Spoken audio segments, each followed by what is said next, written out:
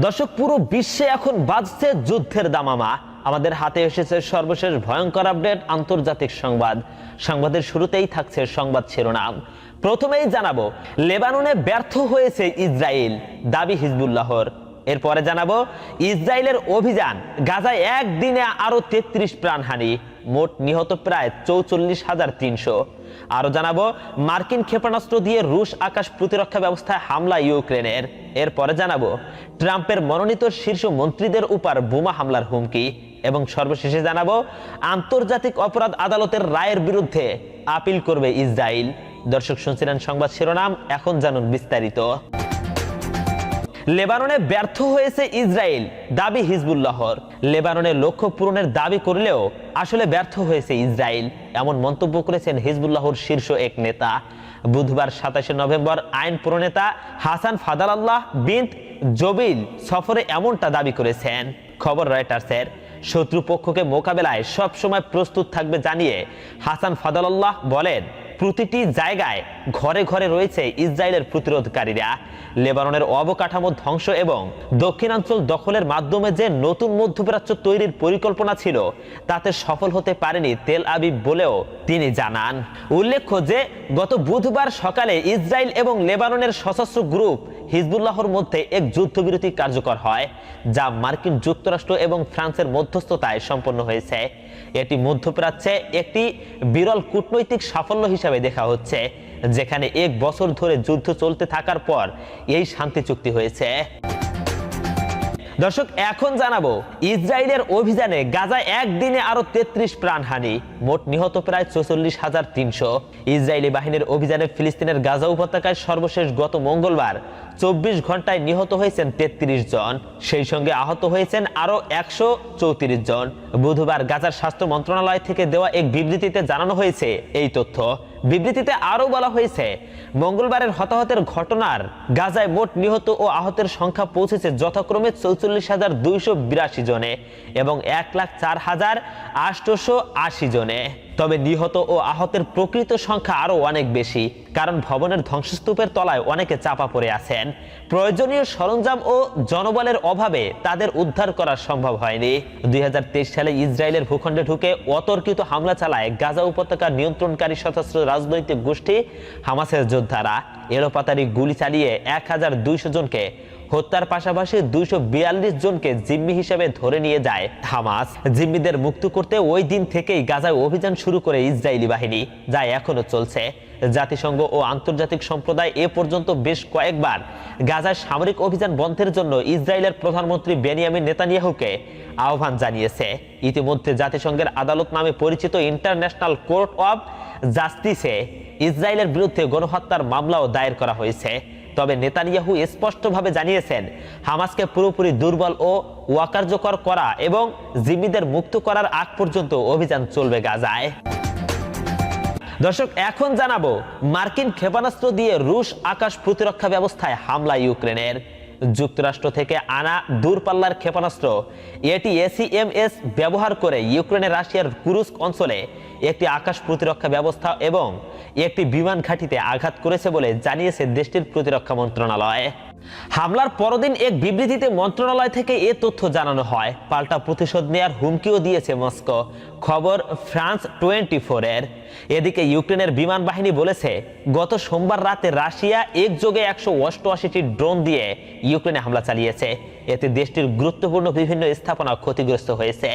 উল্লেখ্য যে গত সপ্তাহে রাশিয়ার অভ্যন্তরে হামলার জন্য ইউক্রেনকে ATACMS ক্ষেপণাস্ত্র ব্যবহারের অনুমতি দেয় যুক্তরাষ্ট্র। এরপর থেকে রাশিয়া ইউক্রেন যুদ্ধে আরো উত্তেজনা বাড়ে। এ যুদ্ধে ইউক্রেনের বিরুদ্ধে লড়াইয়ের জন্য রাশিয়া উত্তর কোরিয়ার সেনা মোতায়েন করায় ইউক্রেনকে যুক্তরাষ্ট্র নিজেদের তৈরি বিশেষ এই ক্ষেপণাস্ত্র ব্যবহারের অনুমতি দিয়েছে বলে বলা হচ্ছে। জবাবে রাশিয়া গত সপ্তাহে নতুন মাঝারি পাল্লার হাইপারসনিক ক্ষেপণাস্ত্র ওরেশনিক ব্যবহার করে ইউক্রেনের নিপ্রো শহরে হামলা চালায়।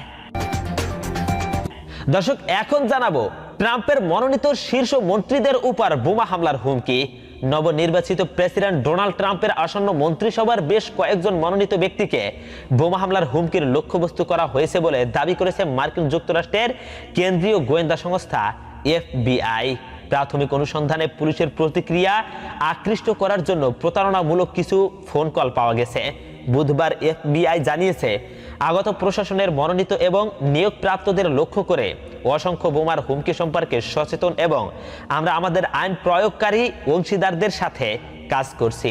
এফবিআই জানিয়েছে, ট্রাম্পের মনোনীত প্রতিরক্ষা, আবাসন, কৃষি ও শ্রম বিভাগের নেতৃত্ব দেওয়ার জন্য নির্বাচিত কমপক্ষে 9 জনের বিরুদ্ধে এই হুমকি দেওয়া হয়। পাশাপাশি জাতিসংঘে মার্কিন রাষ্ট্রদূতকে লক্ষ্যবস্তু করা হয়।